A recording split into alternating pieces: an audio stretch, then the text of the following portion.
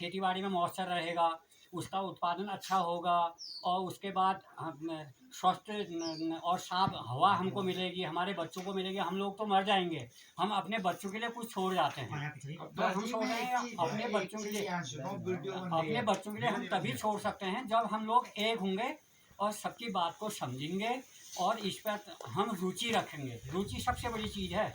अगर हम पेड़ लगाने के लिए हम अपने बच्चे को किस तरह से जन्म देने के बाद कैसे उसको उतना बड़ा बनाते हैं, उतने बड़ा बनने के बाद फिर उसको हम प्लेटफॉर्म में छोड़ देते हैं। जब सयाना हो जाता, दाढ़ी मूछ आ जाती है, बच्चे का जूता बाप के पैर में आ जाता है, तो फिर उसके बाद क्या होता है, स्वार्थ होता है कि मेरा बच्चा अब बुढ़ापे में हमको पालेगा। वैसे ही ये जंगल हमारा है, जंगल को हम अभी बनाएंगे। हम अपने इसलिए हमको महिलाओं को, पुरुषों को और यूथ को बुलाने का कारण ये था कि हम लोग मिल करके काम करें। जैसे अभी हमारे कोऑर्डिनेटर हैं खुशहाल सिंह जी, और मैं अभी यहाँ आपको बताइए के रूप में यहाँ पर काम कर रहा हूँ और ये हमको डील करते हैं खुशहाल जी। ये हमारे टीम के कोऑर्डिनेटर हैं जो कोऑर्डिनेट हमको करते हैं। इसमें फील्ड वर्कर पर मैं तो पहले से करते हुए आ रहा हूँ।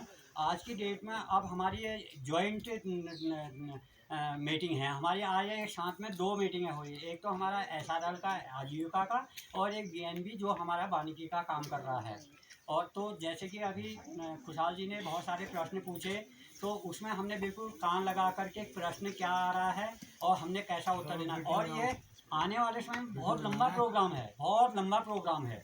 तो इसमें हम लोगों को अपनी अपनी तरफ से हम कोशिश करेंगे, तो अपनी अपनी तरफ से हमको हर किसी को रोजगार के भी अवसर है ना खुशहाल जी। इसमें सभी लोगों को रोजगार के अवसर, किसी को किसी चीज़ का रोजगार मिल जाएगा, किसी को किसी का रोजगार मिल जाएगा, किसी को फील्ड में जाने का मिल जाएगा, किसी को। अब हम जंगल कैसे बचा सकते हैं? अभी हमारे पास यहाँ पर एक प्लॉट बना है रेशवाल में। रेशवाल में एक प्लॉट प्रधान जी आपके नज़रों में भी होगा ही, जो हमारे को। हाँ सुनिए, एक प्लॉट हमारे पास है, कितने हेक्टेयर में है वो? 20 हेक्टेयर। 20 हेक्टेयर बहुत होता है। फिर अगर हमने वहाँ से करना तो 20 आगे को और नाप लेंगे, शायद मेरे को लग रहा है अगले चरण में।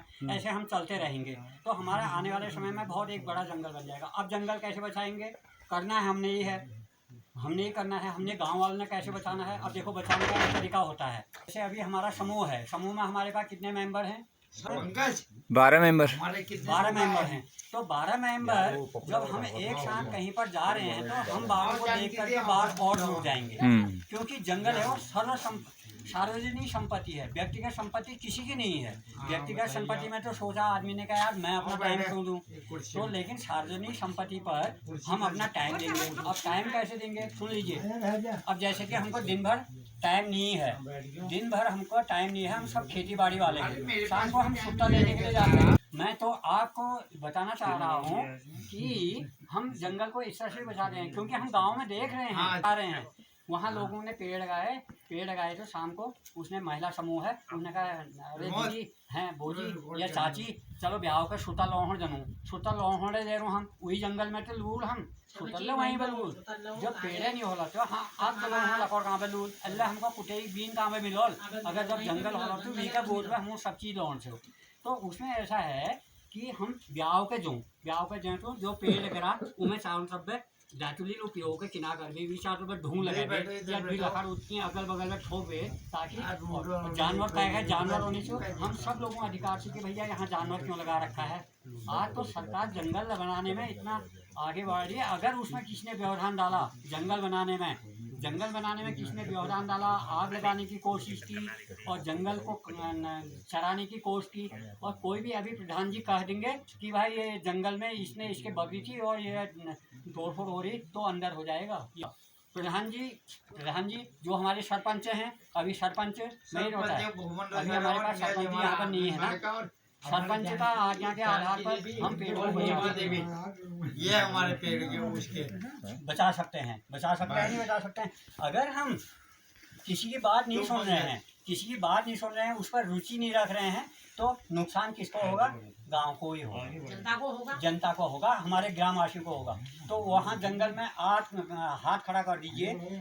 यहाँ पर अभी आरोही के द्वारा प्लांटेशन का काम हुआ है, यानी कि वृक्षारोपण का काम हुआ है।